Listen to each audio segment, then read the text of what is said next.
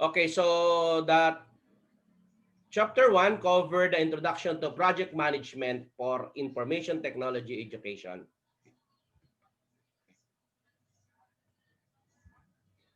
So, Chao's report in 2018, the project success is rare. Okay? So, as you can see here, 2009, 2006, and 2004, that is 24% fail, 44 challenge, but it's just only 32% succeeded. Succeeded. So, the average cost overrun, that is 45%. The time overrun is 63%, and the functionality delivered on average is 67%. Now, as I discussed earlier, that the coverage of this chapter 1 is to understand the growing need for better project management, especially for information technology projects. So this will be our learning outcomes. Explain what project is and provide example of information technology projects. Describe project management and discuss key elements of the project management framework. Discuss the relationship between project, program, and portfolio management. Understand the role of project manager by describing what project managers do and what skills they need. Describe the project management profession, including its history, the role of professional organization like Project Management Institute, and the importance of certification and ethics. Okay? So again, this will be the learning outcomes. Okay, so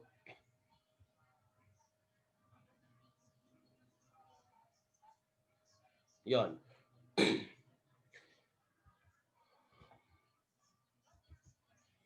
So discuss the relationship between project, describe the project management profession, and so on. So what is the project? Actually, many people in organizations today have a new or renewed interest in project management. Project management primarily focus on providing schedule and resource data to top management in the military, computer, and construction industries. Today's project management involves much more, and people in every industry, in every country manage projects. New technologies have become a significant factors in many businesses, and computer hardware, software, networks, and the use of interdisciplinary and global work items have radically changed the work environment. The statistics demonstrate the significance of project management in today's society, especially for project involving information technology. So a project is a temporary endeavor undertaken to create a unique product, service, or results.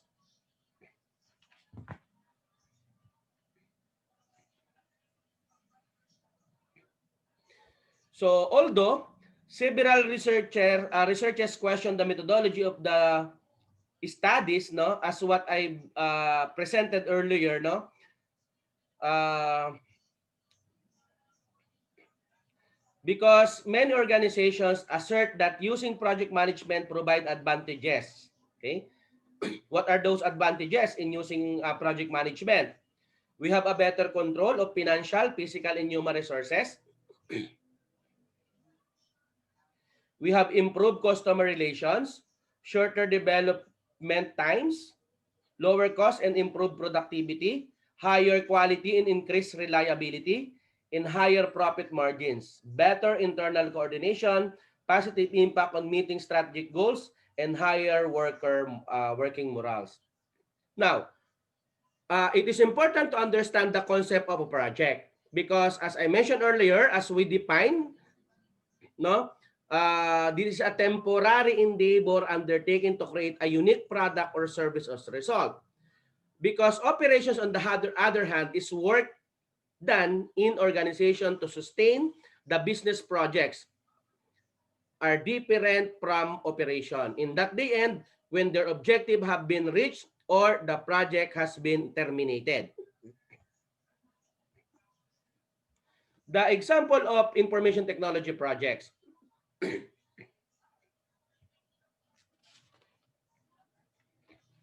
So of course, the projects can be large or small and involve one person or thousand of people.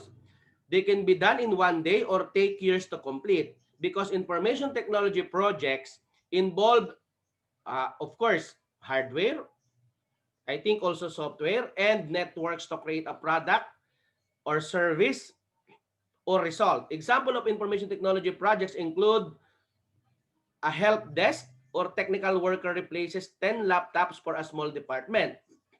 A small software development in team adds a new features to an internal software application for the finance department.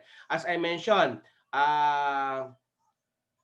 for example, previously we have a system already and you want to add on some modules. That is also required to have a project or an example of an information technology projects.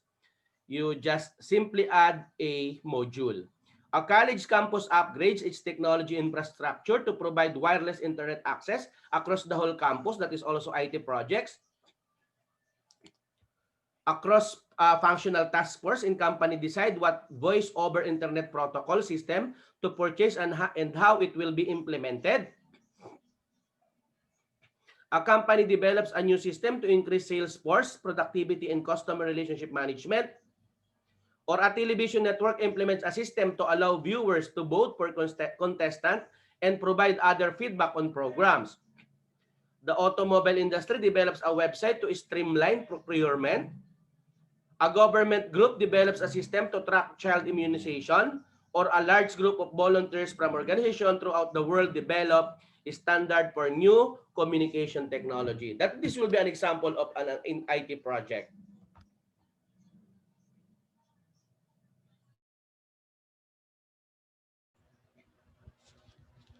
Okay, so what will be the project attributes? Okay, so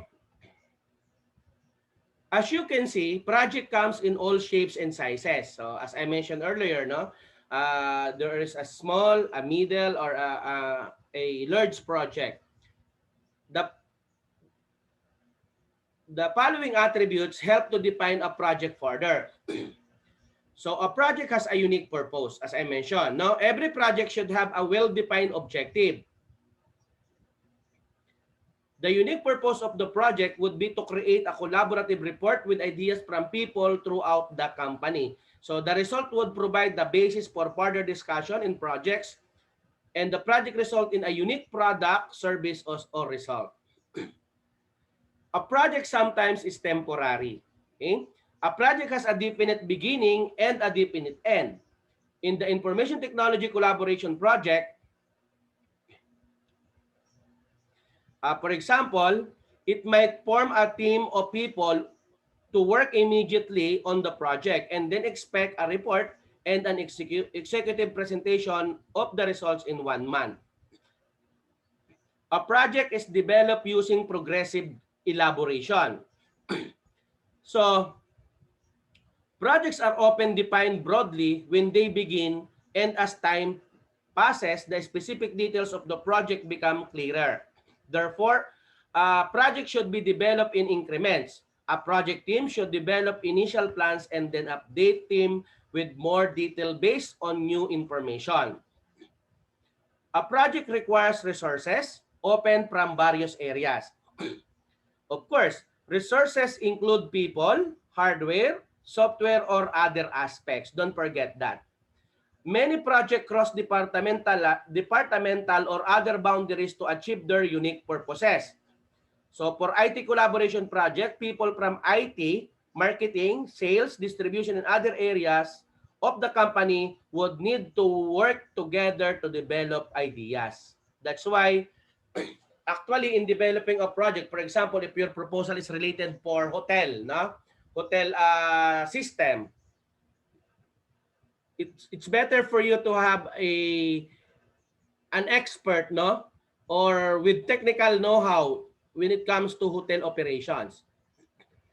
Same with a hospital, for example. If you are doing, for example, patient information system, so better for you to have a persons with technical know-how in the field. A project requires a project should have a primary customer or sponsor. Most projects have many interested parties or stakeholders. But someone must take the primary role of sponsorship. The project sponsor usually provides the direction and funding of the project. Okay, so sometimes if your software is targeted for this company, there are certain cases that give you a budget for that. No? Then a project involves uncertainty.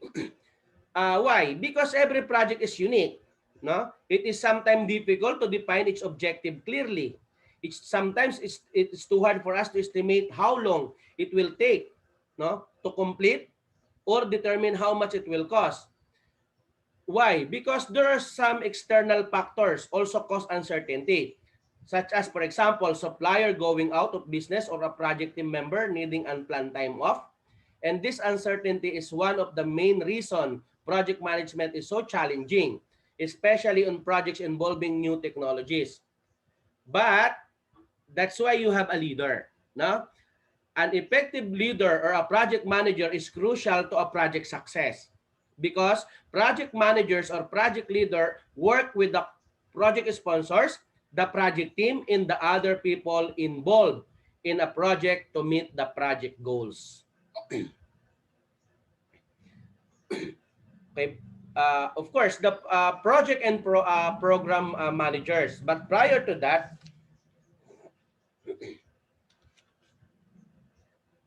I don't know if it's that again.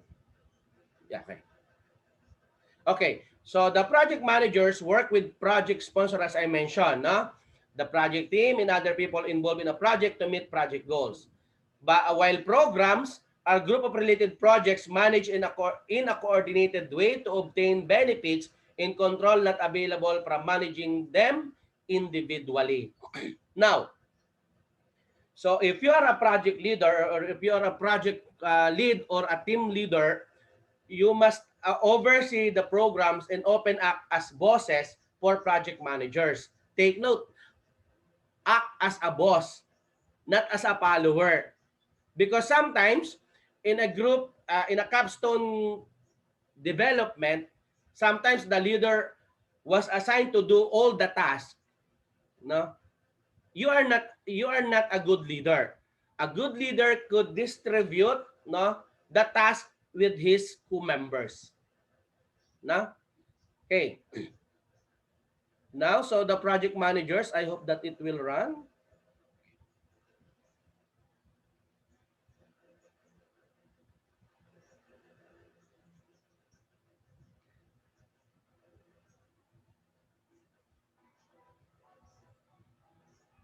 Right, Brian. I just want a quick catch up with all the project managers. So, how are things progressing? Yeah, I do have a few concerns, Steve, mainly to do with the name you've chosen for the project. Right, Brian. I just want a quick catch up with all the project managers. So, how are things progressing? Yeah, I do have a few concerns, Steve, mainly to do with the name you've chosen for the project. What's wrong with Project Shitstorm? I think it's Ace. Oh, it's definitely ACE, but maybe if we could just replace the word shitstorm with something else. No way. This project is a big shake-up for the HR department. I want everyone to know that the shit's about to fly. Oh, I appreciate the message you're trying to get across. I'm still not really happy with the name. Okay, as a compromise, how about if we replace the word project with the words a big fucking? I don't think you quite understand my objection. It's just that this is going to end up on my CV. I don't really want to be sat in an interview one day telling people I was responsible for a big fucking shitstorm. Would you prefer to be moved over to a different project? The only other project I have at the moment is Operation Bitch Slap. That's working with Maureen from accounts. Me and her don't really get on, right? Yeah, she's a bitch. Sometimes these project names just write themselves.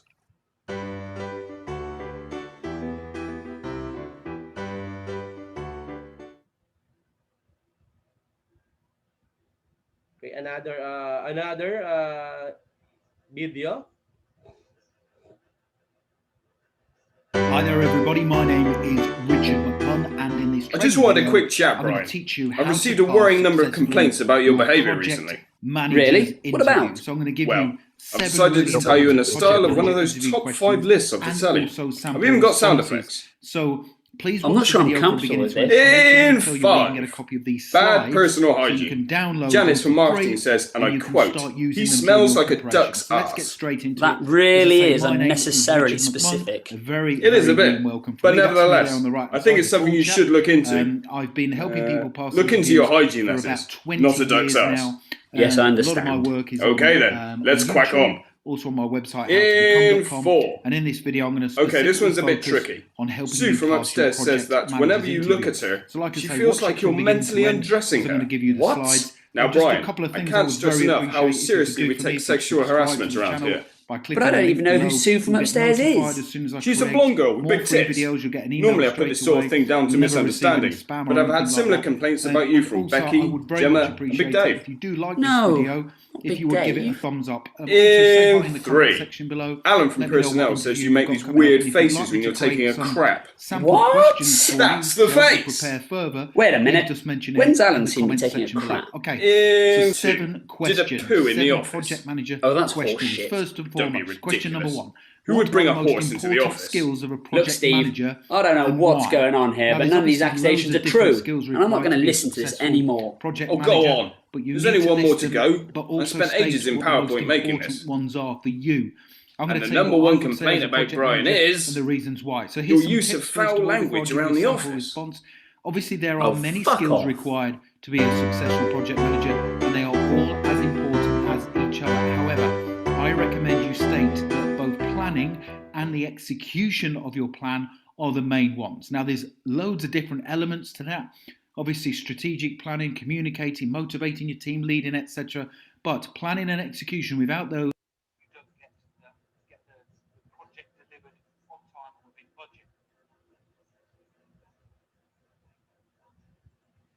Okay, so that this will be an example actually of a project management process, right? As a leader, of course, you are the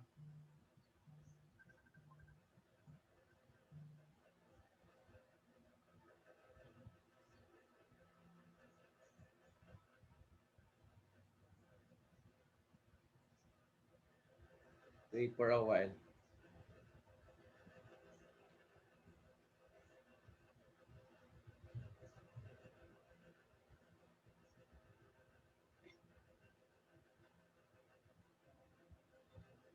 Okay, so I think we just try to finish up to the project cost because I have a meeting actually by Code Jump later.